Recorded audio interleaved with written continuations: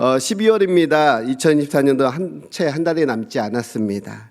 12월은 한 해를 마무리하는 시간이라고 이야기합니다. 그런데 사실은 마무리하는 시간이기도 하지만 기대하는 시간이기도 합니다. 첫 번째 기대는 성탄이 있기 때문에 성탄을 기대하며 기다리는 시간들입니다. 또한 또 새해를 준비하며 기대하는 시간들입니다. 우리 귀한 성도님들 어떤 준비를 하시겠습니까? 어떤 기대를 갖고 계십니까? 이 12월을 통해서 하나님의 은혜가 충만한 또 기대와 또 준비를 하시기를 소망합니다. 그래서 믿음으로 성장하는 한 해가 되기를 소망하며 또 말씀으로 든든히 서가는 또 한 해가 되기를 준비해야 될 것입니다. 오늘 본문은 한 사람을 부르시는 이야기로 시작됩니다. 사사기 6장의 시기는 바로 이 드보라와 바락이라는 그 사사를 통해서 이스라엘이 구원을 받는 장면으로 그 앞장이 마무리가 됩니다. 그 이후에 40년 동안 이스라엘 가운데는 평화의 시기가 찾아옵니다. 늘 그렇듯이 이 평화는 또 위기를 가져오게 됩니다. 다시 이스라엘은 하나님 목전에 범죄하게 됩니다. 우리 사사기 6장 1절의 말씀 같이 한번 읽겠습니다. 같이 읽겠습니다. 이스라엘 자손이 또 여호와의 목전에 악을 행하였으므로 여호와께서 7년 동안 그들을 미디안의 손에 넘겨주시니. 아멘. 여기서 보면 또라고 기록하고 있습니다. 하나님은 이스라엘을 미디안 손에 넘겨주십니다. 미디안뿐만 아니라 아말렉과 동방 사람들이 이스라엘을 치러 올라와서 파종할 씨앗조차 남기지 않고 모두 빼앗아 갔습니다. 도주의 수산뿐만 아니라 양과 소, 그 어떤 것 하나도 남김없이 모두 가져가 버린 것입니다. 이제는 굶어 죽을 수밖에 없는 상황 가운데 놓인 것입니다. 그 궁핍함 때문에 이스라엘은 하나님을 찾습니다. 그리고 그 부르짖음에 응하시는 하나님께서는 한 선지자를 보내십니다. 그리고 이스라엘을 책망하십니다. 이 책망에서 그치는 것이 아니라 그리고 한 사람을 부르십니다. 그 사람이 바로 오늘 말씀의 주인공인 기드온입니다. 성경은 기드온의 첫 모습을 이렇게 기록하고 있습니다. 11절 말씀입니다. 같이 한번 읽겠습니다.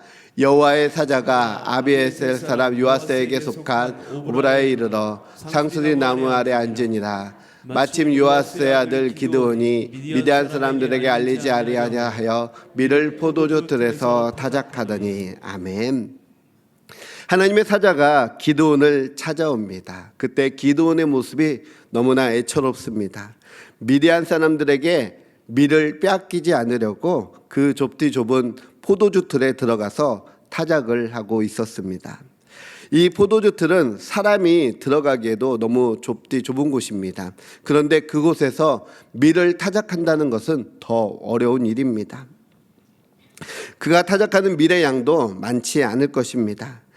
아마도 기드온의 마음은 초조했고 긴장이 되었을 것입니다. 이 내용은 기드온의 성품을 잘 보여주고 있는 말씀입니다. 그리고 그의 현재의 상황도 잘 보여주고 있습니다. 소심하고 연약하고 나약한 모습의 한 청년입니다. 자신감도 없고 대적과 맞서 싸울 수 있는 능력은 더더욱 없어 보입니다. 이런 기드온에게 여호와의 사자는 이렇게 말씀합니다. 12절의 말씀입니다. 같이 한번 읽겠습니다. 여호와의 사자가 기드온에게 나타나 이르되 큰 용사여 여호와께서 너와 함께 계시도다. 아멘. 하나님의 사자는 기드온에게 이렇게 말씀합니다. 큰 용사여.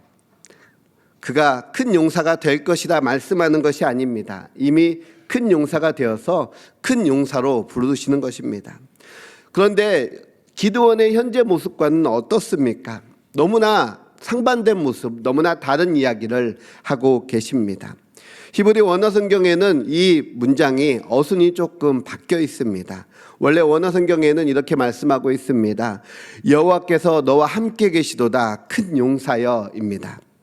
이 기드온에 대해서 힘과 능력도 없는, 그리고 집안의 배경조차 없는 그 누구보다 연약하고 부족한 그 기드온에게 그런 사람을 큰 용사로 부를 수 있는 이유는 무엇입니까? 바로 단 한 가지, 이 문장 앞에 나왔던 여호와께서, 하나님께서 너와 함께 계시기 때문입니다.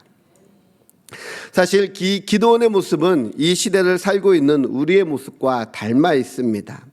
세상이라는 큰 홍수 앞에서 아무것도 할 수 없고 지배당하고 정복당할 수밖에 없는 존재입니다. 늘 부족함을 느끼고 늘 연약함을 발견하며 살아가는 것입니다. 그때 우리는 하나님의 사람으로 어떻게 살아야 될까 고민하지만 늘 노력하지만 여전히 부족한 우리의 모습을 발견하는 것입니다. 그리고 무너지게 마련입니다. 기도원과 같이 숨어서 살 공리를 찾아야 할 때가 있고 연약함 때문에 잔꾀를 내야 될 때가 있습니다. 이렇게 살아오던 우리에게 빛이 임하는 사건이 생기는 것입니다. 바로 하나님을 만나는 사건입니다.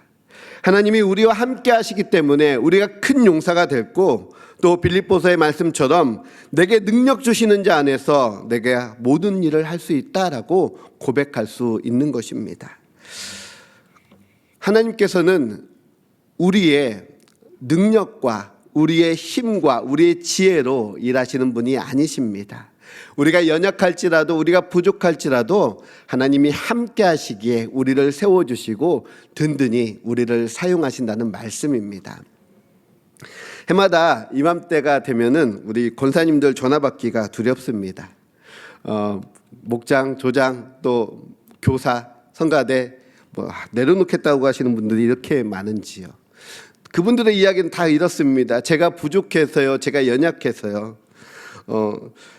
그런데요, 이 직분을 우리는 그냥 직분으로만 여기기 때문에 그렇게 이야기하는 것입니다. 사실은요, 이 직분은 사명입니다.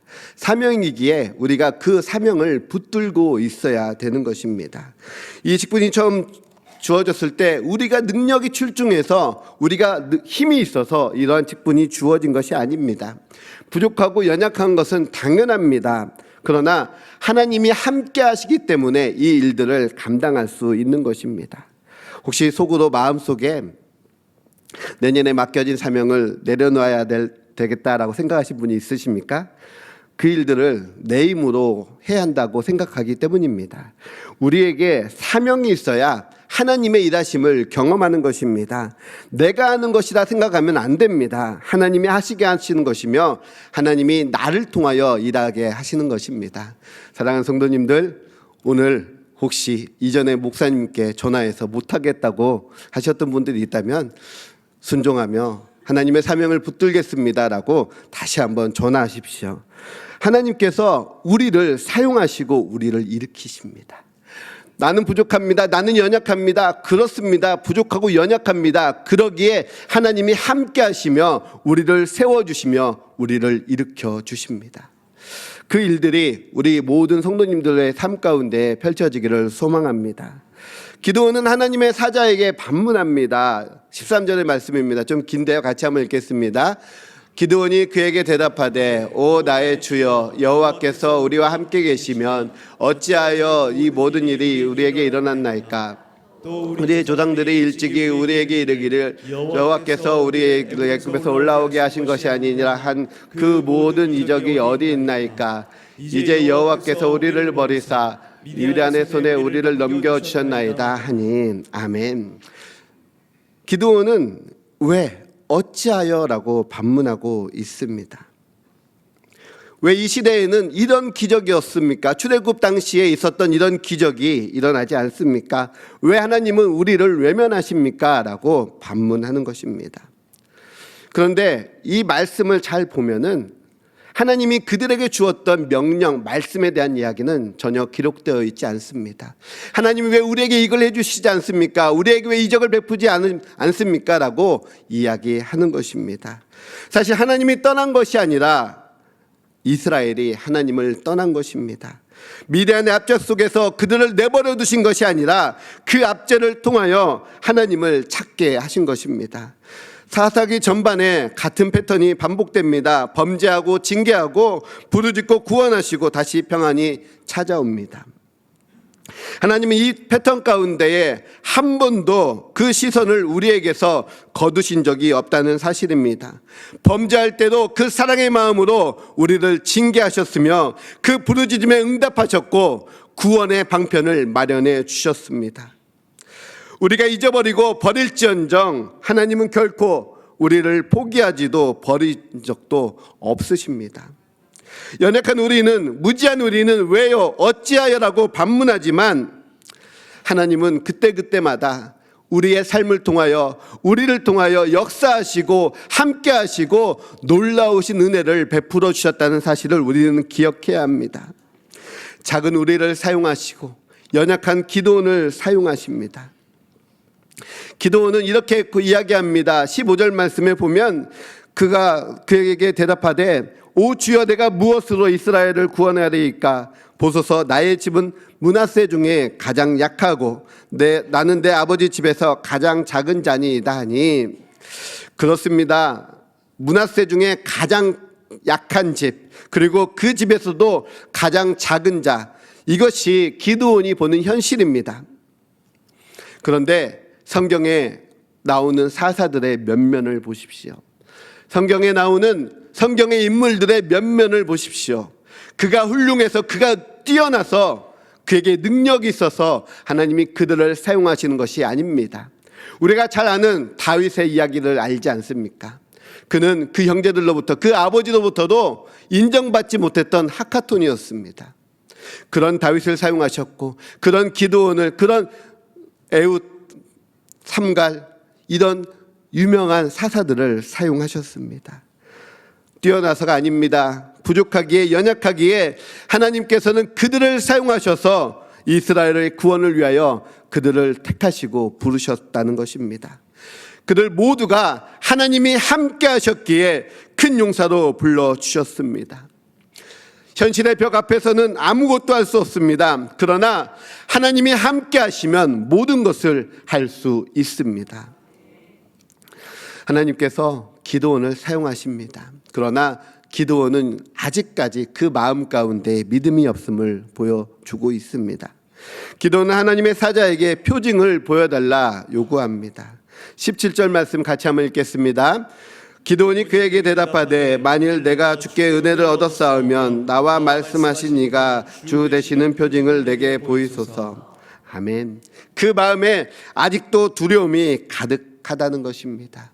나에게 표징을 보여주시옵소서. 그리고 집에 가서 예물을 준비하여 드릴 테이니 기다려달라고 이야기합니다. 기도는 자기 집에 가서 염소 한 마리와 한 마리로 고기와 국을 만들고 고운 가루 한 에바로 무교병을 만들어 가져옵니다. 하나님의 사자는 바위 위에 그 고기와 국을 놓고 또 무교병을 놓으라 말씀하십니다. 그리고 그것을 불살라 버립니다. 기도는 이 표적을 보고 다시 두려움에 빠지게 됩니다. 자신을 보여달라는 표적 앞에서 하나님의 사자가 그 표적을 보여줬는데 다시 그는 두려움에 쌓이게 되는 것입니다. 22절 말씀입니다. 같이 한번 읽겠습니다. 기드온이 그가 여호와의 사자인 줄 알고 이르되 슬프도소이다 주 여호와여 내가 여호와의 사자를 대면하여 보았나이다 하니. 아멘. 그 두려움의 이유는 바로 그가 하나님의 사자를 대면하여 보았기 때문입니다. 그 당시에는 하나님을 대면하면 죽는다는 인식이 있었기 때문입니다. 선지자 이사야의 고백도 동일한 고백을 했습니다. 이사야서 5장 5절입니다. 같이 한번 읽겠습니다. 그때 내가 말하되 화로다 나여 망하게 되었도다. 나는 입술이 부정한 사람이요 나는 입술이 부정한 백성 중에 거주하면서 만군의 여호와이신 왕을 배웠음이로다 하였더라. 아멘. 왜 화이며 왜 망하는 것입니까? 바로 하나님을 봤기 때문입니다.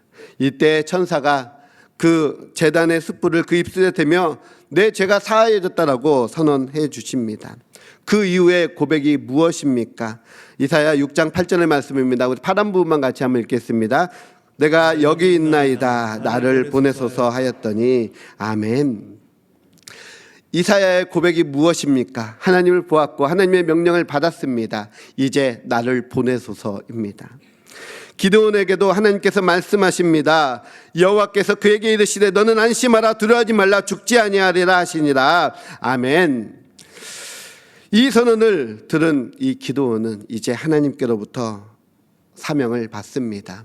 연약한 이 기드온을 통하여 일하시는 하나님의 역사를 보게 되는 것입니다. 하나님 확실한 약속을 받습니다. 내가 너와 함께 할 것이다. 이 말씀 가운데에 여전히 의심하고 여전히 부족하고 여전히 연약한 기드온은 계속해서 하나님께 표징을 구하고 증거들을 구하게 됩니다. 그때 이 약속을 받은 이 기드온이 어떻게 행동합니까? 바로 24절의 말씀입니다. 같이 한번 읽겠습니다. 기드온이 여호와를 위하여 거기서 제단을 쌓고 그것을 여호와 샬롬이라 하였더라. 그것이 오늘까지 아비에셀 사람에게 속한 오브라에 있더라. 아멘. 그가 연약함에도 불구하고 그는 하나님을 위하여 제단을 쌓습니다. 하나님을 배웠는데 죽지 않는다고 말씀하신 것을 기념하여 제단을 쌓는 것입니다. 그리고 그곳의 이름을 여호와 샬롬이라 이름합니다. 하나님이 나에게 주시는 진정한 평화, 샬롬이 세워지는 것입니다. 평범하고 나약한 한 청년은 하나님께서 큰 용사로 부르셨습니다. 그리고 그를 만나 주셨습니다. 내가 너와 함께하리라 약속해 주셨습니다. 사랑하는 성도님들, 하나님이 함께하는 것이 바로 샬롬입니다. 저는 이 하나님과 우리와의 관계를 엄마와 아이의 관계에 비유하고 싶습니다. 어린아이, 젖먹이 어린아이가 가장 평안함을 누리는 곳이 어딘지 아십니까? 바로 엄마의 품입니다. 그곳에서 가장 평안함을 누리고 가장 안정적인 모습을 보여줍니다. 그렇다면 하나님의 자녀인 우리는 어디에 있을 때 가장 평안함을 누리게 되는 것입니까? 바로 하나님 안에 있는 것입니다. 하나님 안에 하나님과 함께 할 때에 우리는 그 샬롬을 누리며 그 평화를 누리게 되는 것입니다. 하나님이 에덴을 창조하시고 그곳에 여러 동물들과 식물들 그리고 아담과 하와를 그곳에 두셨습니다. 그리고 뭐라 말씀하십니까? 보기에 심히 좋았더라 말씀하십니다. 여기서 좋았더라는 단어는 이 토브라는 단어를 사용합니다. 모든 만물들이 하나님 앞에서 하나님 안에 있을 때 이 토브가 완성되는 것입니다. 이 토브의 뜻에는 평안이라는 뜻이 담겨 있기도 합니다. 샬롬을 포함하고 있습니다. 다시 말하면 인간이 누리는 가장 평안을 누리는 것은 바로 보시기에 좋았더라의 상태라는 사실입니다. 에덴에서 하나님과 함께 했을 때 가장 참 평안과 참 샬롬을 누리게 되는 것입니다. 우리 삶 가운데에 진정한 평화, 진정한 샬롬은 하나님과 함께 할 때 완성이 되는 것입니다. 이스라엘 사람들이 하는 인사는 샬롬입니다. 그리고 예수님께서 부활하신 이후에 제자들에게 가장 먼저 이야기했던 말씀이 바로 샬롬입니다. 내가 하나님 안에, 내가 예수님 안에 있는 것이 바로 샬롬입니다. 하나님이 우리와 임마누엘 하시고 우리와 함께 하시는 말미암아 우리 삶 가운데 진정한 샬롬을 누리는 것입니다. 사랑하는 성도님들, 우리가 하나님과 진정한 평화를 누려야 합니다. 그래서 염려와 근심과 걱정이 우리 삶 가운데 사라져야 되는 것입니다. 하나님이 나와 함께 하시는데 무엇이 두렵습니까? 하나님이 나와 함께 하시는데 무엇이 염려가 되는 것입니까? 진정한 참 샬롬, 참 평안이 하나님과 함께 했을 때 완성이 되는 것을 믿으시기 바랍니다. 기드온의 이야기에서 가장 유명한 이야기는 300용사의 이야기입니다. 기드온에게 하나님의 영이 임합니다. 그때 기드온이 하나님이 영이 임함에 나팔을 붑니다. 그리고 많은 사람들을 이제 불러 모으기 시작합니다. 그때 하나님도 일하시지만 사탄도 역시 일하기 시작합니다. 미디안과 아말렉과 동방 사람들이 이 이스라엘 백성들 건너편에 와서 진을 치게 되는 것입니다. 기드온은 므낫세와 납달리 스불론의 사람을 보내어 미디안과 대적하게 됩니다. 이때 모인 사람들의 수가 32,000명입니다. 그런데 이 이스라엘의 대적들의 숫자는 13만 5천 명입니다. 어마어마한 숫자죠. 이 숫자에 대한 비유를 메뚜기와 같다라고 이야기하고 바다와의 모래와 같다라고 표현하고 있습니다. 수적으로 상대가 되지 않는 숫자입니다. 그런데 하나님은 이 숫자가 많다라고 하십니다. 두려움 가운데 있는 사람들은 돌아가라 하니 22,000명이 돌아가 버립니다. 이제 10,000명밖에 남지 않았습니다. 그리고 그 숫자도 많다라고 이야기하십니다. 그 10,000명도 많다라고 이야기하시며 하나님께서 어떤 말씀을 기드온에게 주시는지 한번 보도록 하겠습니다. 7장 2절의 말씀입니다. 같이 한번 읽겠습니다. 여호와께서 기드온에게 이르시되 너를 따르는 백성이 너무 많은즉 내가 그들의 손에 미디안 사람을 넘겨주지 아니하리니 이는 이스라엘이 나를 거스러 스스로 자랑하기를 내 손이 나를 구원하였다 할까 함이니라. 아멘. 이것은 무슨 이야기입니까? 하나님이 하셨음을 그들에게 보여주시기 위함입니다. 하나님의 손으로 그들을 구원하시고 그들 가운데에 구원의 은혜를 허락하기 위함심입니다. 10,000명의 사람들 앞에 이제 물가에서 겨울가에서 테스트를 하기 시작합니다. 손으로 움켜서 대고 핥는 자는 수의 300이고 그 외 백성은 다 무릎을 꿇고 물을 마셨다라고 기록하고 있습니다.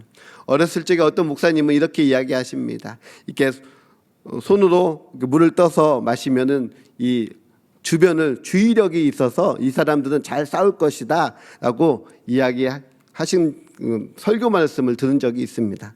사실 아닙니다. 사실 이 300명을 고른 이유는 무엇입니까? 그 숫자가 300명이기 때문이었습니다. 이해할 수 없는 숫자, 가장 적은 숫자의 사람들이 그렇게 물을 마셨기에 그들을 택하신 것입니다. 이 전쟁의 전략은 이것입니다. 우리 16절, 20절 말씀을 한번 같이 한번 읽도록 하겠습니다. 300명을 세 대로 나누어 각 손에 나팔과 빈 항아리를 들리고 항아리 안에 횃불을 감추게 하고 세 대가 나팔을 불어 항아리를 부수고 왼손에는 횃불을 들고 오른손에 나팔을 불어 외쳐 이르되 여호와와 기드온의 칼이다 하고. 아멘. 하나님의 전략은 너무나도 어처구니 없습니다. 칼로 싸우는 것도 아니고 어떠한 전략과 전술로 싸우는 것도 아닙니다. 300명 너무나 부족한 숫자들이 가서 항아리와 횃불 그리고 나팔을 들고 전쟁 가운데 나아가는 것입니다. 상식적으로 승리할 수 없는 전쟁에서 하나님이 주신 방법으로 놀라운 승리를 경험하는 것입니다. 말도 안 되는 전쟁, 말도 안 되는 방법. 그런데 이 말도 안 되는 전쟁이 이스라엘 역사 가운데에서는 계속 진행되어져 있다는 사실입니다. 그 성경의 역사 가운데에서 이 수많은 말도 안 되는 전쟁이 벌어졌다는 것입니다. 그것은 무엇을 이야기하고 있습니까? 이 전쟁은 하나님이 직접 임하시는 전쟁이라는 사실입니다. 하나님의 전쟁이라고 이 말씀 가운데 선포하고 있는 것입니다. 사랑하는 성도님들, 이 기드온이 승리할 수 있었던 이유는 그 전쟁이 그 300명의 용사가 주의력이 좋아서 뛰어나서가 아닙니다. 하나님이 함께 하셨음이며 하나님이 역사하셨기 때문에 그 승리가 일어난 것입니다. 사랑하는 성도님들, 우리 삶 가운데에도 마찬가지입니다. 우리가 어떤 뛰어난 전략과 전술이 있어서 세상 가운데 승리하는 것이 아닙니다. 하나님이 우리와 함께 하시기 때문에 우리는 승리하는 것입니다. 사랑하는 성도님들, 우리는 작고 약한 존재입니다. 여전히 하나님의 약속을 믿지 못하고 두려움과 염려, 걱정 속에 살아가는 사람들입니다. 기드온도 마찬가지입니다. 두려움 속에 살았으며 끊임없이 증거와 표징을 구했습니다. 사사시대를 살고 있는 이스라엘 백성들도, 이 시대를 살고 있는 우리도 기록된 하나님의 말씀을 믿는 것보다, 하나님이 너와 함께 할 것이라는 이 말씀을 믿는 것보다 이 몸으로 경험하는 것을 더 신뢰했다는 것입니다. 그럼에도 불구하고 하나님은 끝까지 말씀하십니다. 내가 너와 함께 하실 거라. 내가 너와 함께 함이라. 너에게 승리를 허락해 주실 거라. 사랑하는 성도님들, 하나님이 함께 하시는데 무엇이 두렵습니까? 하나님이 함께 하시는데 무엇이 염려가 되십니까? 하나님이 함께 하시는데 무엇이 부족하다 하십니까? 하나님이 함께 하시기에 맡겨진 사명을 감당할 수 있는 것입니다. 나의 부족, 나의 연약함, 이것으로 사명을 감당하는 것이 아닙니다. 하나님이 함께 하시기에 귀한 사명을 감당할 수 있는 것입니다. 사랑하는 성도님들, 우리는 하나님이 함께 하시기에 내년을 기대할 수 있는 것입니다. 사랑하는 성도님들, 우리 삶 가운데 말씀을 회복해야 하며 하나님과 함께하는 샬롬이 회복되어야 합니다. 내 마음 가운데 두려움과 염려와 근심과 걱정이 아니라 하나님이 나와 함께 하시기에 나의 삶은 평안하다, 나의 삶 가운데는 하나님의 샬롬이 넘쳐난다라고 우리는 믿음으로 고백해야 하는 것입니다. 사랑하는 성도님들, 승리하시며 하나님의 말씀 가운데 나아가시는 귀한 은혜와 축복이 가득 넘치기를 소망합니다. 이 시간 함께 찬양하시겠습니다.